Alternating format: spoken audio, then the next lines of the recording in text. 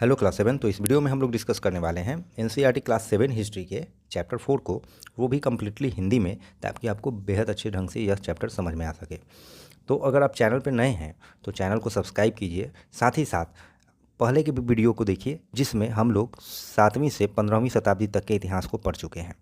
तो अगर आप इन वीडियोज़ को देख लेते हैं तो आप अच्छे से कनेक्ट कर पाएंगे इस चैप्टर को भी। और हमारे चैप्टर का नाम क्या है? तो हमारे चैप्टर का नाम है मुग़ल 16वीं से 17वीं शताब्दी। यानी कि हम लोग मुगलिया इतिहास के बारे में पढ़ेंगे। इस चैप्टर में काफ़ी बारीकी से पढ़ेंगे और हर एक महत्वपूर्ण पहलुओं को अच्छे से समझने का प्रयास करेंगे। तो अगर आप चैनल पर नए हैं तो वीडियो को स्किप बिल्कुल ही ना करें, क्योंकि इससे बेहतर ढंग से आप इस चैप्टर को नहीं समझ सकते हैं। तो लास्ट तक वीडियो में बने रहें और वीडियो को साथ ही साथ लाइक करें।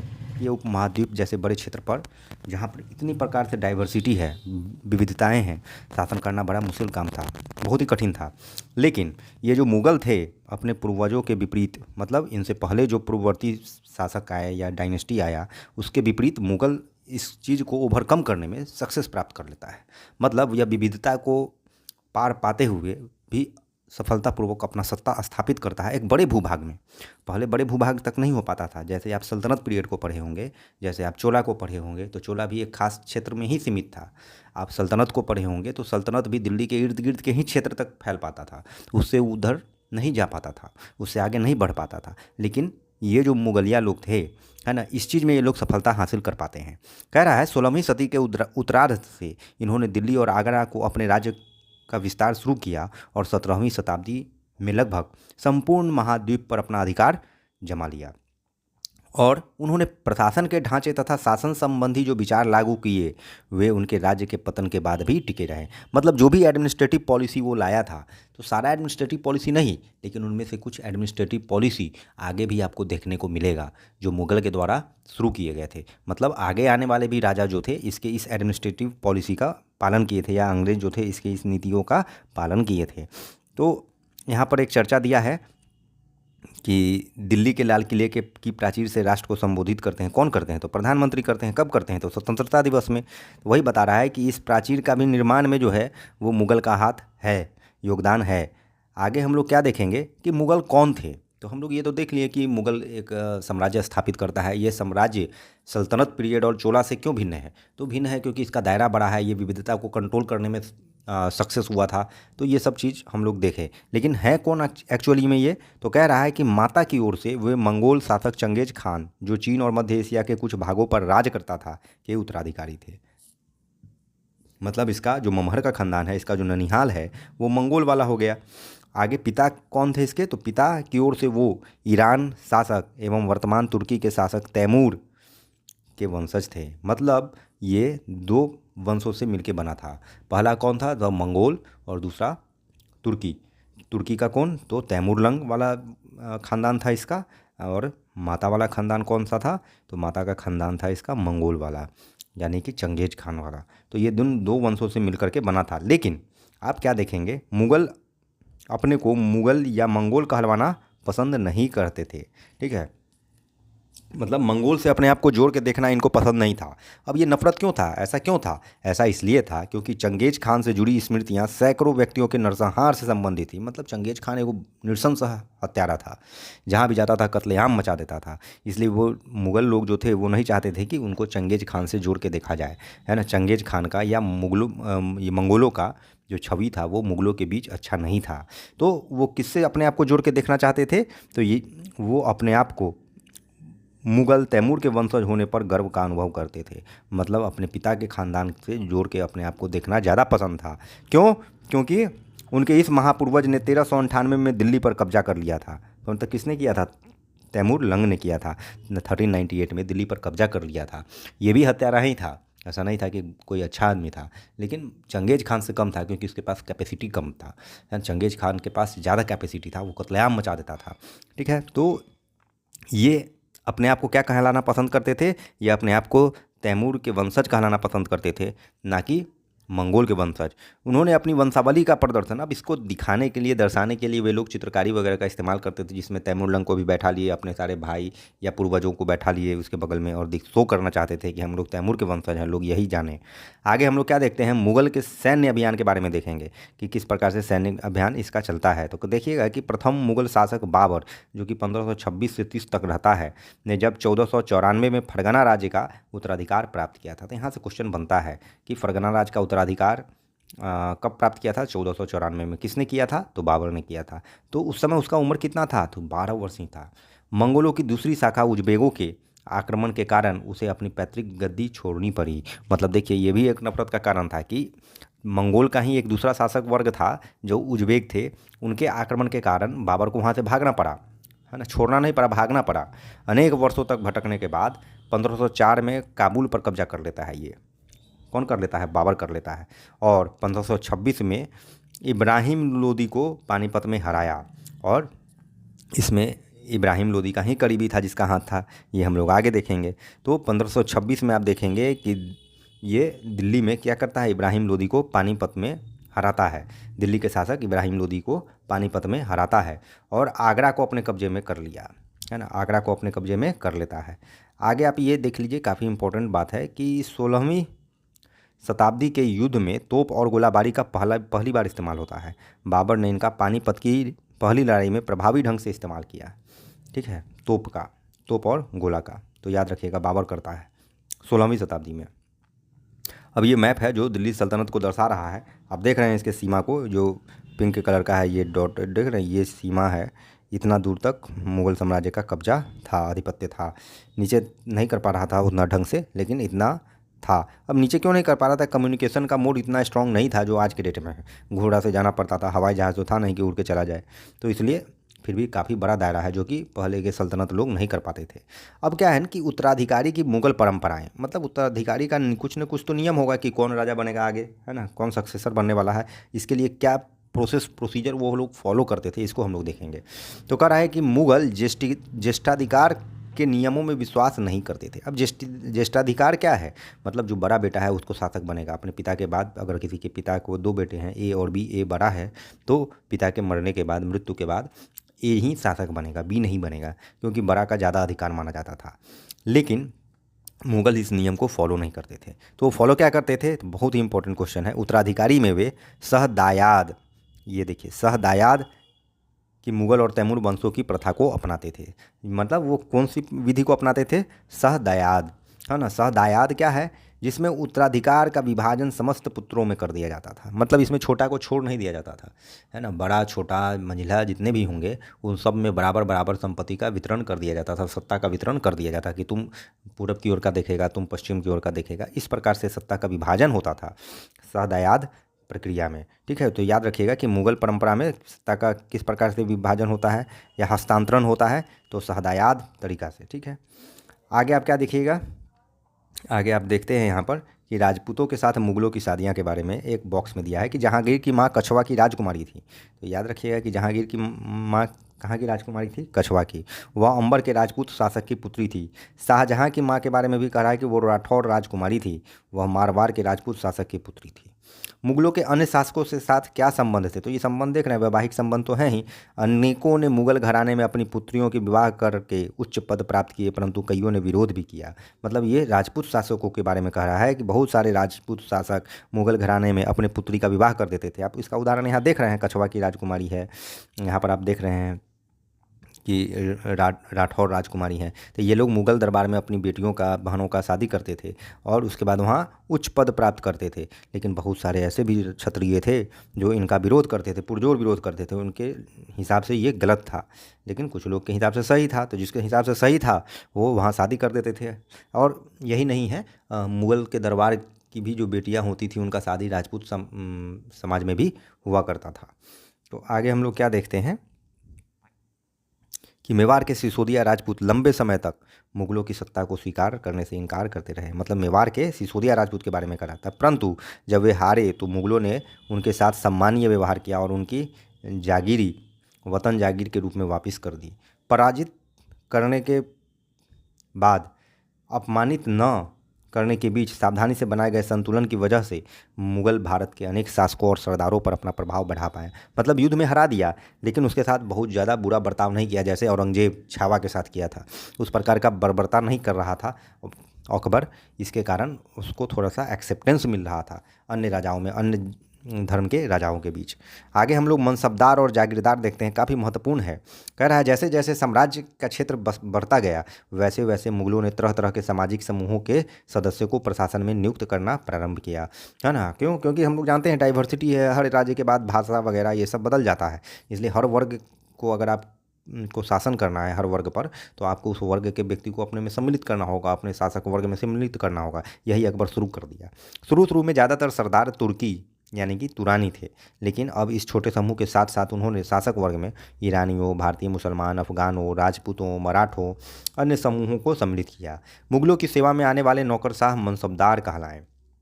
मतलब नौकरशाह जो अभी आके आईएएस वगैरह को आप देखिए, तो उस समय मुगल दरबार में मनसबदार थे। वही अगर आप सल्तनत पीरियड में देखिएगा तो इसको क्या कहेंगे? इक़्तादार कहेंगे। तो मनसबदार शब्द का प्रयोग ऐसे व्यक्ति के लिए होता था जिन्हें कोई मनसब यानी कोई सरकारी हैसियत अथवा पद मिलता था। ठीक है, मनसब माने मनसबदार कौन हुए? वैसे व्यक्ति जिनको सरकारी पद है या सरकारी हैसियत, मतलब एक पोस्ट मिलता था। यह मुगलों द्वारा चलाई गई श्रेणी व्यवस्था थी, है ना। ये मुगलों के द्वारा चलाई गई श्रेणी व्यवस्था थी, और जिसके जरिए पद, वेतन, सैन्य उत्तरदायित्व निर्धारित किए जाते थे। मतलब यही आपको हायरकी बताएगा कि कौन ऊंचा पोस्ट पर, लेवल 9 पर कौन है, लेवल 10 पर कौन है, ये निर्धारित ये करता है। ग्रुप ए का पोस्ट कौन है, ग्रुप बी का पोस्ट कौन है, ये निर्धारित करने में मदद करता था ये मनसबदार व्यवस्था। आगे हम लोग क्या देखते हैं? पद और वेतन का निर्धारण जात की संख्या पर निर्भर करता था। मतलब किस पद पर है और उसका वेतन क्या होगा, ये जात पर निर्भर करता था। क्या चीज़ पर निर्भर करता था? जात पर। जैसे अभी लेवल पर निर्भर करता है कि अगर कोई लेवल 9 में है तो उसका पद ऊंचा है और उसका सैलरी लेवल 9 के हिसाब से मिलेगा, लेकिन कोई लेवल 10 में है तो वो लेवल 9 से ऊपर हो गया और उसका सैलरी लेवल 9 से भी ज़्यादा होगा। उसी प्रकार से ये जात जो है, जात वाला नहीं है, कास्ट नहीं है, ये जात आपको बताता है कि पद क्या होगा, वेतन क्या होगा उस व्यक्ति का जो उस मनसबदार है। जात की संख्या जितनी अधिक होती थी, दरबार में उसका प्रतिष्ठा उतना ही ऊंचा होता था, उसका वेतन भी उतना ही अधिक होता था। जो सैन्य उत्तरदायित्व मनसबदारों को सौंपे जाते थे, उन्हीं के अनुसार उन्हें घुड़सवार रखने पड़ते थे, है ना। जो सैन्य उत्तरदायित्व दिया मनसबदार को कि आपको इतना सेना रखना है, इतना घोड़ा रखना है, उसी हिसाब से उनको घुड़सवार भी रखना पड़ता था। मनसबदार अपने सवारों को निरीक्षण के लिए लाते थे। अब यही नहीं कि बोल दिया गया, अगला बोल दिया कि मेरे पास 50 घुड़सवार है तो राजा मान लिया, नहीं, आपको शो करना होगा, इसलिए उनको लाना पड़ता था अपने सवारों को। वे अपने सैनिकों को के घोड़े को दगवाते थे और सैनिकों का पंजीकरण करवाते थे। सैनिक का पंजीकरण भी होता था, मतलब एक रिकॉर्ड होता था। इन कार्यवाहियों के बाद ही उन्हें सैनिक को वेतन देने के लिए धन मिलता था। बात समझ रहे हैं ना, कितना निगरानी रखा जा रहा है। आगे आप क्या देखते हैं? मनसबदार अपना वेतन राजस्व एकत्रित करने वाली भूमि के रूप में पाते थे, जिन्हें जागीर कहते थे। मतलब मनसबदार को वेतन सैलरी में नहीं मिल रहा है कि जितना आदमी है इतना पैसा लो जाके बांट दो, है ना। उनको इसके बदले में भूमि मिलता था और उस भूमि से जो वो कर एकत्रित करते थे वही बांटते थे वो, और इसे ही जागीर कहते हैं, है ना। जो भूमि का टुकड़ा वो पाते थे, और यही चीज़ आप सल्तनत पीरियड में इक्ता के रूप में देखे होंगे कि इक्ता भी क्या था, एक लैंड का टुकड़ा होता था जिससे कर वसूल करके वो इक्तादार क्या करता था, अपने सैनिकों को देता था। आगे हम लोग क्या देखते हैं? परंतु मनसबदार मुक्तियों से भिन्न था, लेकिन दोनों में सिमिलरिटी है, नेचर एक ही है, लेकिन थोड़ा सा डिफरेंसेस है। कह रहा है अपने जागीरों पर नहीं रहते थे और न ही उन पर प्रशासन करते थे। उसके पास अपनी जागीरों से केवल राजस्व एकत्रित करने का अधिकार था। मतलब कह रहा है कि ये जो सल्तनत पीरियड है, इसमें जो ज़मीन का टुकड़ा दिया गया, इस ज़मीन के टुकड़ा पर यह व्यक्ति जो मनसबदार है वो खुद नहीं रह सकता है, बल्कि वो एक आदमी रखेगा और वो आदमी क्या करेगा, इससे कर वसूलेगा, इस ज़मीन का कर वसूलेगा और इसको देगा, मनसबदार को देगा। ठीक है, मनसबदार डायरेक्टली कुछ इन्वॉल्व नहीं कर रहा है, कोई चीज़ कर नहीं रहा है ना। वो एक व्यक्ति नियुक्त करके रखेगा और वही व्यक्ति इस पर से पूरा कर वगैरह वसूलेगा और मनसबदार को हैंड ओवर करेगा, है ना, और यह मनसबदार अपने सैनिक वगैरह को देगा। तो कह रहा है कि उनके पास जागीरों में से केवल राजस्व एकत्रित करने का अधिकार है, इस पर शासन करने का अधिकार नहीं है। यह राजस्व अब उनके नौकर उनके लिए एकत्रित करते थे, जबकि वे स्वयं देश के किसी अन्य भाग में सेवारत रहते थे। और जो मनसबदार है, ये नहीं कि यहाँ ही पर है, वो मनसबदार दूसरे किसी भी पार्ट में देश के नौकरी कर रहा होगा। अकबर के शासनकाल में इन जागीरों का सावधानीपूर्वक आकलन किया जाता था और रेशियो के हिसाब से सैलरी दिया जाता था, जितना आपके पास रिस्पॉन्सिबिलिटी है उसी हिसाब से पैसा दिया जा रहा है। लेकिन ये सिस्टम ज़्यादा दिन तक अच्छा से नहीं चल पाया, है ना। औरंगजेब के अंतिम वर्षों में क्या हुआ, इन परिवर्तनों पर नियंत्रण नहीं रख पा रहा था वो। कौन? औरंगजेब। क्या कि उसका तो ध्यान छावा पर था, शिवाजी पर था, तो कहाँ से रख पाता। इस कारण किसानों को अत्यधिक मुसीबतों का सामना करना पड़ा, है ना, क्योंकि बहुत ज़्यादा खर्च बढ़ गया था। अब इसका बॉक्स में दिया गया है, आप इससे अंदाज लगा सकते हैं कि जात की श्रेणियों के बारे में कह रहा है कि 5,000 जात वाले अभिजातों का 1,000 जात वाले अभिजातों से ऊंचा था। मतलब स्वाभाविक है, 5,000 जात है तो उसका पोस्ट भी ऊपर होगा 1,000 वाले से, उसका सैलरी भी ज़्यादा होगा 1,000 वाले से। कह रहा है अकबर के शासनकाल में 29 ऐसे मनसबदार थे जो 5,000 जात की पदवी के थे। मतलब 5,000 जात वाला कितने मनसबदार थे अकबर के समय में? तो 29। लेकिन औरंगजेब के शासनकाल में यह मनसबदार जो 5,000 जात वाले थे वो 79 हो गए। तो आप इसके क्या मतलब समझ रहे हैं? तो कह रहा है कि राज्य का खर्चा व्यापक रूप से बढ़ गया होगा, क्योंकि ये औरंगजेब जो था गधा था, ध्यान नहीं दे पा रहा था, इसके कारण खर्च ज़्यादा बढ़ गया और सरकारी खजाना खाली हो गया। आगे आप क्या देखते हैं? जब्त और जमींदार। जब्त और जमींदार में आप क्या देखेंगे कि मुगलों की आमदनी का प्रमुख साधन क्या रहा होगा? तो किसानी की उपज से मिलने वाला राजस्व रहा होगा, क्योंकि उस समय का इंडस्ट्री एग्रीकल्चर था। अधिकतर स्थानों पर किसान ग्रामीण कुलीन यानी कि मुखिया या स्थानीय सरदारों के माध्यम से राजस्व देते थे। समस्त मध्यस्थों के लिए, चाहे वे स्थानीय ग्राम के मुखिया हों या शक्तिशाली सरदार हों, मुगल एक ही शब्द जमींदार का प्रयोग करते थे। ठीक है, जो कर वर वसूल रहा है या जो पावर में है, डोमिनेटिंग पोजीशन में है, उनको जमींदार कहा जाता था।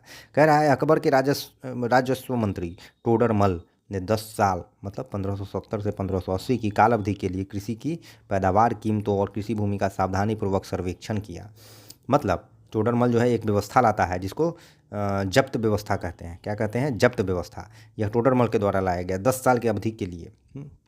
और इससे क्या हुआ, अच्छे से सर्वेइंग हो पाया। किस चीज़ का? कृषि का, पैदावार का, ज़मीन के नेचर का, है ना। और इससे क्या हुआ, अच्छे ढंग से राजस्व वसूली हो पा रहा था।